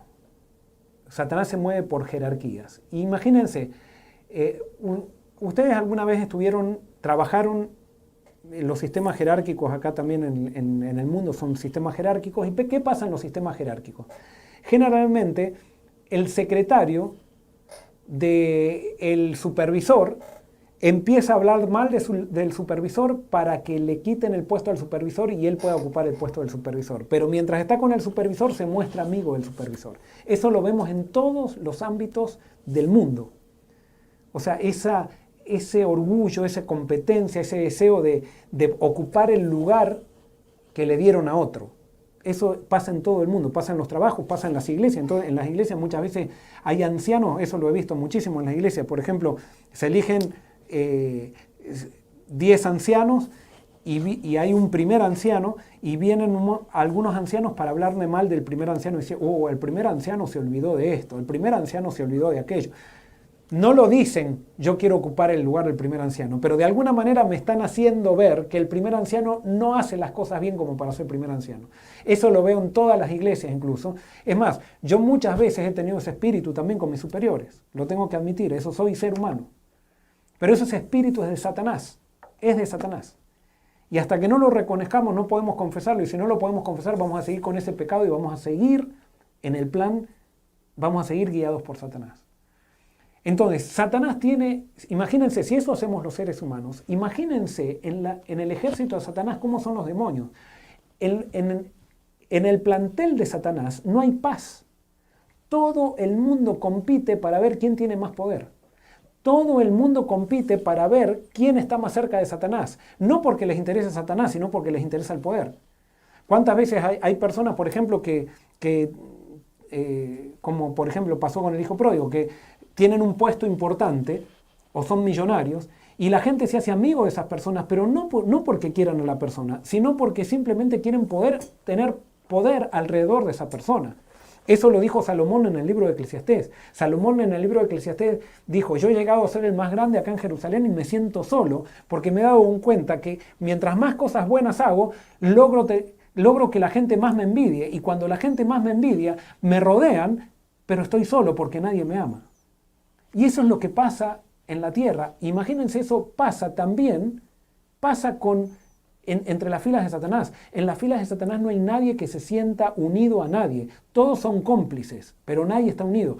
Entonces, por eso, hay veces, por ejemplo, que ustedes dicen, ¿cómo los satanistas, por ejemplo, hay un grupo de fanáticos cristianos, que sin duda son guiados por Satanás, que luchan contra los satanistas? Y si los dos están guiados por Satanás, ¿cómo luchan entre ellos? Porque así hace el demonio. Los demonios únicamente se unen cuando, si podríamos decir se unen, cuando se encuentran frente al pueblo de Dios. Es en el único momento que se unen, pero si no, compiten los unos por los otros para ver quién tiene más poder. Y entonces Satanás, ¿cómo maneja a sus servidores? Con premios. Y eso lo hacen, vieron esos jefes que sea del lugar, tengan la posición jerárquica que tengan, que tienen su grupo de amigos que los rodean. Y entonces a los amigos le dan premios para que ellos sean fieles a él y para que sean cómplices de él, y si ellos ven que él hace algo malo o algo por el estilo, ellos todos se protegen los unos a los otros. Eso es de Satanás, así maneja Satanás las cosas. Satanás maneja con, ¿cómo se dice? Ay, se me fue la palabra, pero bueno, está tratando de, en argentino se dice coimear a todos sus demonios, y cuando él ve que un demonio ya no lo necesita más alrededor, lo saca y pone al otro y así trabaja Satanás. No tiene paz. No hay paz en las filas del diablo. Entonces, ¿qué es lo que describe esta trompeta? Como el mundo se está dividiendo, pero todavía no se dividió en dos. Ahora surge el anticristo, y cuando surge el anticristo, hay un gran sector que no pertenece al pueblo de Dios y que no quiere pertenecer al pueblo de Dios, pero tampoco quiere someterse a Satanás. No, tampoco quiere someterse al anticristo. ¿Por qué? Porque los que siguen a Satanás son rebeldes por naturaleza, son rebeldes sin causa. Entonces, ¿qué pasa? A ese grupo que no quiere someterse al anticristo, que va a ser un tercer grupo, que va a estar los terceros que quizás digan, yo soy ateo, yo no creo, este anticristo que está debe ser un farsante o algo por el estilo, pero que tampoco quiere hacer caso al mensaje de los 144.000. Bueno, todo ese grupo va a ser eliminado por esta guerra que describe la sexta trompeta. Y Satanás mismo se va a encargar de que en el mundo quedan solamente dos grupos. Los 144.000 junto con la gran multitud y los seguidores de la bestia y que adoran a la imagen de la bestia. Solamente dos grupos. A mi criterio, esos dos grupos van a quedar después que suene la sexta trompeta. Muy bien, preguntas. Buenísimo, buenísimo. Bueno, vamos con entonces algunas preguntas que se quedaron rezagadas y ahí entonces nos vamos ya poniendo al día con las demás preguntas que van llegando, las últimas. Nina pregunta, ¿esos 5 meses de qué tiempo es teniendo en cuenta el principio, día, año en profecía? Hay muchas preguntas acerca de esos 5 meses, que son literales, y ¿qué son esos 5 meses? Para mí no, esta es una interpretación personal, pero yo creo que la profecía, el tiempo profético va hasta el fin del tiempo. Después del fin del tiempo no hay más necesidad del tiempo profético y por eso a los 1000 años, al milenio, decimos que son 1000 años, no decimos que son que cada día del milenio es un año, sino que decimos son 1000 años literales. Entonces, si al milenio decimos que son 1000 años literales, después del tiempo del fin no necesitamos tiempo profético. ¿Por qué no necesitamos tiempo profético? El tiempo profético era para conectar las profecías del Antiguo Testamento con el tiempo del fin.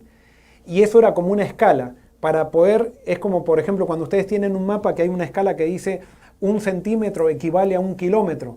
Bueno, el tiempo profético es una escala para llegar al tiempo del fin. Pero entonces después del tiempo del fin, a mi criterio, el tiempo de la profecía nuevamente se transforma en tiempo literal. Y por eso para mí son 5 meses literales. Muy bien. Norma pregunta, ¿qué puedo hacer para ser de los elegidos? Me da miedo ser del pueblo de Dios y no ser parte de los 144.000. Sé que me debo arrepentir, pero ¿cómo saber si lo hice realmente? Muy bien, buenísima pregunta, pero no te preocupes. Busca a Jesús. Si todos los días buscas a Jesús, te vas a arrepentir. Vas a andar. El hecho de buscar a Jesús quiere decir que estás arrepentido. Entrégate a Él. Simplemente tienes que decidir vivir para Él. Con todos tus errores, pero decidir vivir y dejar que Él crezca en ti. Y entonces tú vas a ser parte. O sea, ya eres parte. Ya, y debes creerlo. Debes creerlo. Y por eso es por fe. No es por si sientes, si no sientes. Tú lo crees. Lo crees. ¿Crees que Cristo te salva? ¿Crees que Cristo es tu amigo y estás dispuesta a ser amiga de Cristo? Perfecto, ya eres parte de los 144.000. Y por eso no tengas miedo. Con Cristo ya estamos sellados. Eso, recuerda, hay algo que la experiencia en Cristo no te puede llevar al orgullo. En el momento que tu experiencia en Cristo te lleva al orgullo, te empiezas a considerar que eres mejor que los demás porque tú puedes decir, porque yo creo y los demás no creen, entonces yo soy mejor que los otros, ya estás en riesgo. Pero mientras tú te sometas humildemente a Jesús, sigas creciendo, dejes que el Espíritu Santo, déjalo, la salvación está en las manos de Jesús, no está en tus manos. Tú simplemente cree en Él, relaciónate con Él y Él te va a ir haciendo crecer y recuerda, tu crecimiento va a ser dentro del pueblo de Dios, no fuera del pueblo de Dios, en el sentido de que Dios no te pide para que seas parte de los 144.000, seas perfecta. Él te dice que seas sin mancha.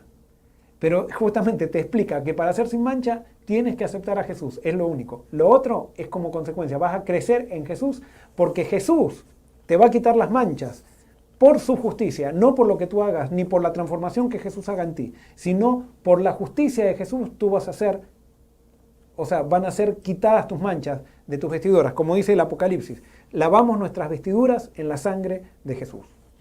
Muy bien. Con respecto al anticristo, también hay varias preguntas. Dice, ¿el anticristo se va a humanizar? ¿Quiere decir que va a nacer un niño como hizo Jesús? Si es así, ¿ya debería existir? Y algunos respondieron, dijeron, no, el anticristo no es una persona, es una institución, son el número 666. ¿Cómo podríamos clarificar esto? De acuerdo a lo que nosotros vemos, el anticristo va a estar representado por una institución, pero va a ser una persona. De acuerdo a lo que interpretamos, lo que dijo Pablo. Así todo, recuerden, estas son interpretaciones, por lo tanto, ustedes pónganlo en oración, pregúntenle a Dios, lean la Biblia y saquen sus conclusiones. Pero aparentemente va a ser una persona y que va a estar representada por la institución que tenga el espíritu de esa persona va a sostener a esa persona. Acá no pasa por cómo se llama la institución que sostiene al anticristo, sino lo que tenemos que determinar es quién tiene el espíritu del anticristo para que sea la institución que sostenga al anticristo. Esa es la pregunta. Entonces, eso es lo que nosotros tenemos que... Entonces, si está el anticristo, ¿cómo va a ser?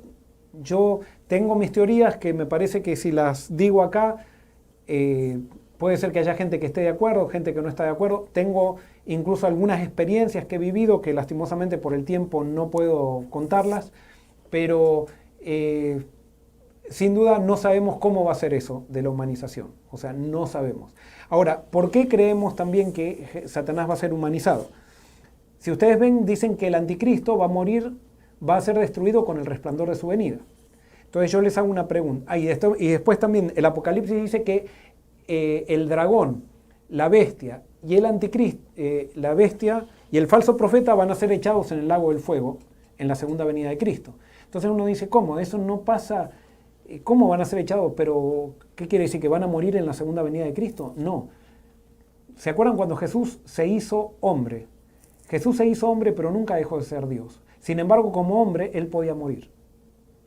Y entonces, cuando Satanás se humanice, él como ser humano humanizado va a poder morir. Vuelvo a repetir, esta no lo tomen como palabra de Dios, estas son mis conclusiones.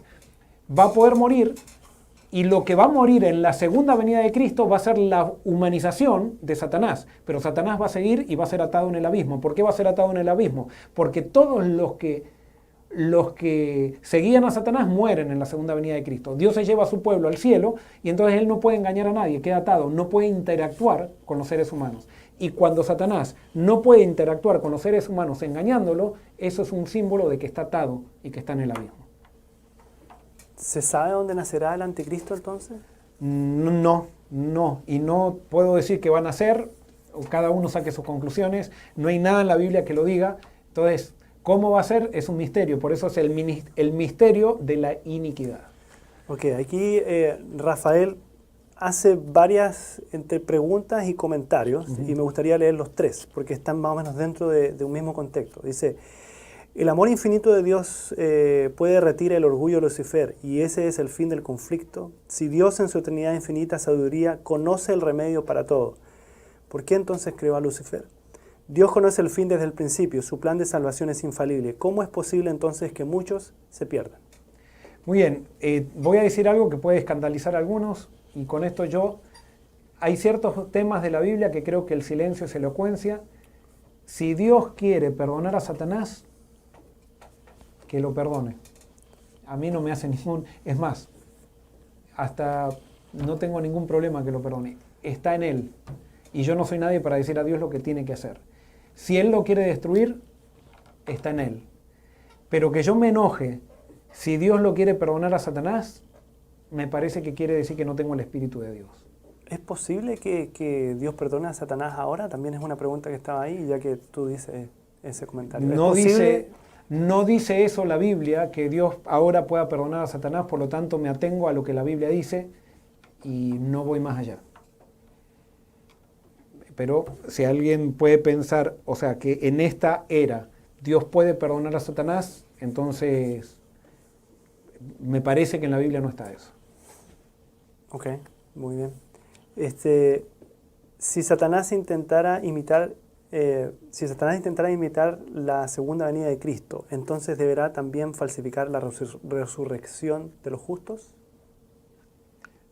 Puede ser y posiblemente se sea un gran engaño, porque sí sabemos, eso no sabemos por la Biblia, que Satanás puede personalizar, o sea, puede personalizarse en personas que murieron. No es que son las personas, sino que él imita a esas personas. Y un demonio puede aparecérsele a alguien como si fuera la persona que resucitó.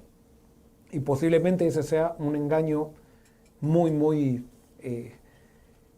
valga la redundancia, engañoso, terrible. Y sabemos, en la Biblia hay casos, por ejemplo el caso cuando Saúl habló con Samuel, que nosotros los que interpretamos la Biblia, digamos, no con un concepto griego, sino con un concepto hebreo, no creemos que Saúl habló con Samuel, sino que creemos que Saúl habló con un demonio.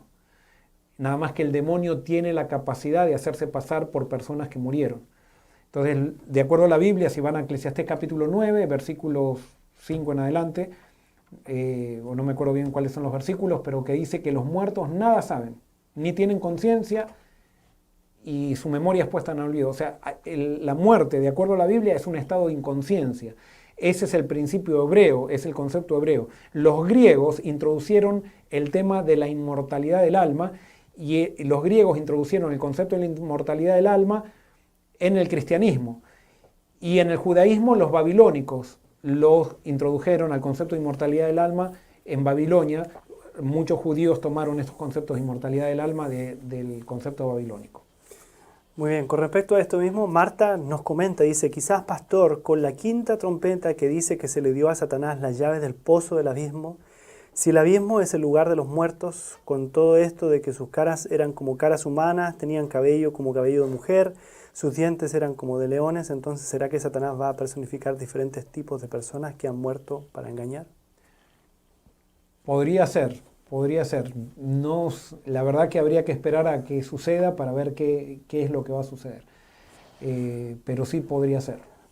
Lucía dice, pero para que Satanás y sus demonios se humanicen durante todo un tiempo, ¿dejarían de luchar espiritualmente? Entonces el Espíritu Santo ganaría y convencería a todos porque no hay lucha espiritual. No dejarían de luchar porque lucharían mucho más. Justamente podrían interactuar, cosa que ahora no pueden interactuar. Entonces, cuando un ser espiritual, se humaniza, tiene mucho más poder como Jesús, digamos, tuvo una ascendencia sobre la gente de su época muy fuerte. Entonces, cuando alguien se hace de tu misma forma, eso tiene un poder, y tiene un poder muy fuerte, y por eso Satanás va a recurrir a ese engaño. Quizás ya tenemos que terminar.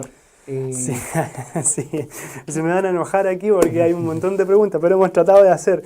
Quiero hacer esta pregunta que me parece importante. Leticia dice, ¿quienes no asistan a la iglesia se pueden considerar como no aptos para ser sellados? Los que rechacen el mensaje de Dios. Y ahora voy a decir algo que también puede ser que a muchos les caiga mal. El hecho de no ir a una iglesia no quiere decir que alguien está perdido. Es más, puede haber personas que no vayan a la iglesia porque el testimonio de la iglesia ha sido muy débil y es un testimonio falso. Por ejemplo, hubo mucha gente que se rebeló a la iglesia de la Edad Media, porque ellos decían, ¿cómo puede ser que la iglesia mate a aquellos que no estén en la iglesia o que no quieran seguir las enseñanzas de la iglesia? A través de la Inquisición. Entonces, ¿podríamos decir que esa gente que no era parte de la iglesia estaba perdida? No. Simplemente había una iglesia corrupta y deficiente que había tergiversado el carácter de Dios y que le decía a la gente de la iglesia, y le decía a la gente que no estaban en la iglesia que estaban perdidos porque no estaban en la iglesia y que ellos tenían el derecho de matarlos. Cuando hay iglesias corruptas, realmente estar en la iglesia no está, es mejor que estés lejos. O sea, y la iglesia no es una institución, la iglesia es ser fiel a Cristo y ser fiel a la verdad, al mensaje de Cristo. Entonces, la razón por la cual todavía, y con esto no quiero decir que tiene que haber una iglesia perfecta para que entonces la gente esté en la iglesia. No, las iglesias siempre, mientras haya seres humanos, van a tener errores. En las iglesias hay trigo y cizaña. Y en todas las iglesias, sea de todas las denominaciones, hay trigo y cizaña a todos los niveles. Vuelvo a repetir. Porque a mí, o sea, que no me venga alguien que es, no sé, que supónganse que es un gurú y que me diga, porque yo soy gurú, yo estoy con Dios. No, o sea, los gurús, hay trigo y cizaña en un gurú, y en un sacerdote hay trigo y cizaña con un sacerdote, en un pastor hay trigo y cizaña entre los pastores, como en los miembros de iglesia, como en todos los niveles hay trigo y cizaña. Cuando a nivel de, por ejemplo, supónganse que yo soy pastor y yo soy cizaña, y yo estoy tergiversando el carácter de Dios, si alguien no viene a mi iglesia y se va de mi iglesia, esa persona no se pierde para nada, porque yo estoy tergiversando el carácter de Dios. Ahora, y esto quiero que entiendas muy bien, hay gente que dice, porque yo vi una cizaña en la iglesia y porque vi un pastor que es cizaña en la iglesia, yo me voy de la iglesia. No, eso tendrás que decidirlo, porque sí, si tú rechazas a Cristo y rechazas la misión de Cristo, tú te pierdes. Porque todos los que entran al pueblo de Dios entran con una misión. Entonces, estar fuera o no de una institución religiosa no quiere decir que estoy perdido, pero todo el que está en Cristo es parte de la iglesia verdadera.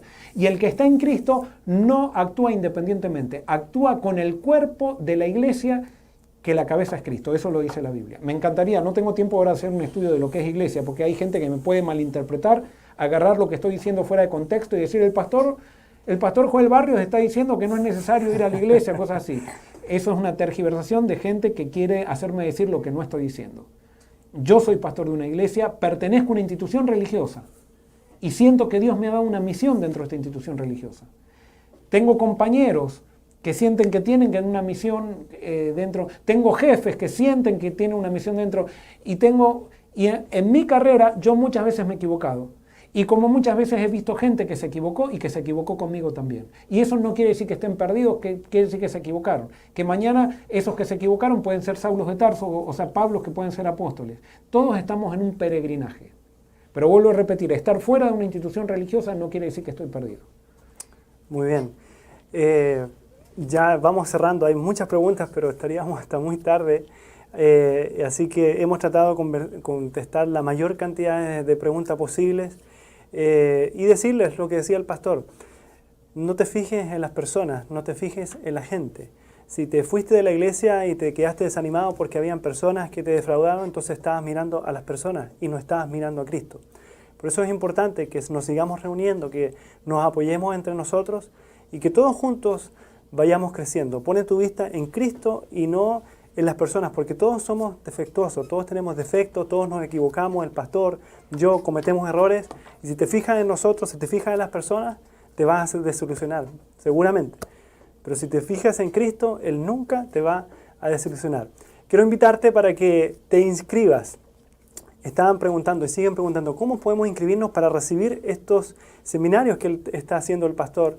Estamos transcribiendo todos estos programas por escrito y entonces vas a poder recibir cada capítulo por escrito, incluso las preguntas que se están haciendo en el programa. ¿Cómo puedes hacer para recibirlo y también para recibir los devocionales que estamos preparando con los pastores? Tienes que inscribirte en iglesiafc.com/info, iglesiafc.com/info. Tienes que ir manualmente, anotar esa dirección en tu computador o en tu móvil, anotar en el buscador que tú usas, Google Chrome o Safari,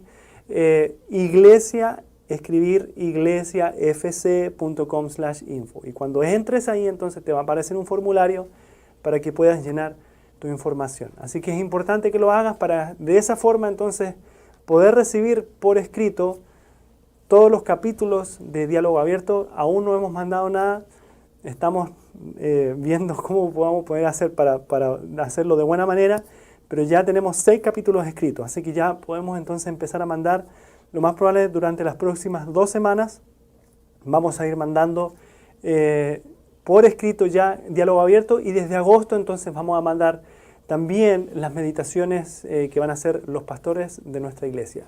iglesiafc.com/info. Ahí tienen que inscribirse. Y tenemos que decirles también que el próximo miércoles no va a haber diálogo abierto.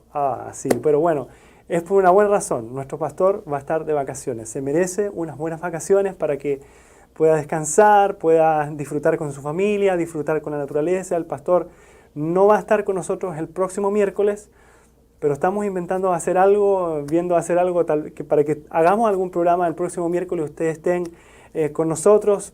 Seguramente vamos a hacer algo para no inventar, inventar es una forma de decir, pero vamos a hacer algo el próximo miércoles para que sigamos reunidos, sigamos en contacto. Y ya el miércoles siguiente, entonces, el pastor estará nuevamente con nosotros y continuaremos con la serie de Apocalipsis. Así que recuerden, el próximo miércoles no tendremos diálogo abierto con el pastor Barrios, pero sí vamos a tener algún programa para poder estar conectados. Pastor. Sí, quiero terminar diciendo una aclaración. O sea, yo soy pastor de la Iglesia Adventista del Séptimo Día. Pertenezco a una institución religiosa. Por lo tanto, cuando puede haber gente que esté diciendo, porque yo sé que hay veces hay gente de los dos extremos, o sea, hay gente, por ejemplo, que se conecta para criticar y para ver en qué me equivoco, para después decir, ¿vieron? Él dijo esto y está mal, es un hereje o algo por el estilo. Y después está el otro extremo, que piensan que yo estoy en contra de la institución religiosa y que estoy en contra, que quiero hacer una revolución con la institución religiosa. Para nada. Para nada. Es más, yo creo Dios siempre se manejó a través de sistemas. Lo que sí creo es que todos los que estamos en instituciones religiosas tenemos que buscar a Dios. O sea, eso no hay duda. Mi deseo no es servir a una institución religiosa. Yo no sirvo a la institución adventista, yo sirvo a Dios. Y no soy el único. O sea, yo creo que esto, en Denar le pasa lo mismo. Somos 4 pastores acá que tenemos lo mismo. Mis compañeros de trabajo de acá de la Florida Conference creo que tienen el mismo sentir. Creo que la administración de la Florida Conference busca servir a Dios. Y por eso no estamos en contra de las instituciones, ni hay que poner una bomba, ni hay que... Ahora sí, lo que hay que es estar tranquilo. Estamos predicando lo que es correcto. Y cada uno es como se dice, al que le pica se rasca. Y al que no le pica se queda tranquilo. Pero al que le pica se rasca. Y por eso yo sé que a veces describimos ciertas realidades que tienen que ver con las realidades humanas. No estamos diciendo esta persona, la otra persona, cada uno sabe. Por ejemplo, el hecho de decir que hay trigo y cizaña en todos los niveles de las iglesias. Hay gente que dice, ¿cómo? Pero ¿cómo? Podemos decir que hay trigo y cizaña en el nivel más bajo de la iglesia, pero no podemos decir que hay trigo y cizaña en todos los niveles. O sea, que ese tipo de razonamiento no es un razonamiento bíblico. Y por eso, al que le pica se tiene que rascar. Al que no le pica, listo, sigue leyendo la Biblia y todo lo que sea. Ahora, yo creo que a todos nos pica, empezando por mí. Y no es rascarnos, sino entregarle nuestro problema de pecado a Dios. El hecho que yo esté describiendo estas cosas no me pone más allá del bien y del mal. Y quiero decirles algo, yo soy un pastor limitado que tengo mis errores, tengo mis problemas, tengo mis situaciones que tengo que lidiar con Dios y me falta mucho para crecer y para seguir creciendo en el Señor. Simplemente, sinceramente, estoy tratando de compartir lo que Dios me ha mostrado a través del estudio de la Biblia. Como tengo muchísimos compañeros que no solamente son de esta conferencia, sino de otras conferencias y de otros países que están haciendo eso, desde el lugar que les toca, que son malentendidos. ¿Por qué? Porque a veces predicamos que la iglesia tiene que ser reformada y salen aquellos que dicen, ven, el pastor Barrios está diciendo que la iglesia es Babilonia. Yo nunca dije que la iglesia es Babilonia ni nada por el estilo. Y ya vamos a llegar al tema de Babilonia también en la Biblia y vamos a ver qué es Babilonia de acuerdo a la Biblia. Entonces, lastimosamente el equilibrio solamente lo da el Espíritu Santo, o gracias a Dios, no es lastimosamente, pero no es por proponernos ser equilibrados de que vamos a ser equilibrados. Somos equilibrados cuando vivimos entregados al Espíritu Santo. Y cada uno tendrá que ver si está entregado al Espíritu Santo. Si no estamos entregados a Dios, ni somos guiados por el Espíritu, lo más probable es que estemos en la izquierda o en la derecha, pero no estemos en el camino. Y si estamos entregados al Espíritu, lo más probable es que en algún momento tengamos una tendencia hacia la izquierda y pues en algún momento tengamos una tendencia hacia la derecha. Por eso solamente el que es perfecto es Jesús. Y es a Él que tenemos que mirar. Y Él es la cabeza de la iglesia. Vamos a orar. Querido Señor, gracias por este estudio. Señor, gracias por tu palabra. Y te queremos pedir que sea tu Santo Espíritu el que nos confirme lo que se ha dicho que viene de ti y que nos confirme también cuáles son las interpretaciones que no son correctas. No queremos enseñar, Señor, algo equivocado, pero reconocemos que todo lo que nuestras conclusiones, comenzando por las mías, son parciales. Todavía hay muchas cosas que descubrir. Y esperamos, Señor, que tú seas el que nos las revele a través del Espíritu Santo, como tú dijiste, está en Juan capítulo 16, versículo 3, si mal no recuerdo, que dice que el Espíritu Santo nos llevará a toda verdad y nos mostrará lo que ha de venir. Y por eso, Señor, cumple esa promesa en nosotros. Muéstranos lo que ha de venir a través del Apocalipsis. Y que podamos, Señor, saber dónde estamos parados. Y por supuesto, te pedimos, Señor, que nos des la seguridad de que estemos parados sobre la roca que es Cristo. Gracias, Señor. Bendice a todos los que se conectan. Te pido que sigamos conectados contigo. Y te pido, Señor, que sigamos aprendiendo de tu palabra. En el nombre de Jesús. Amén. Amén.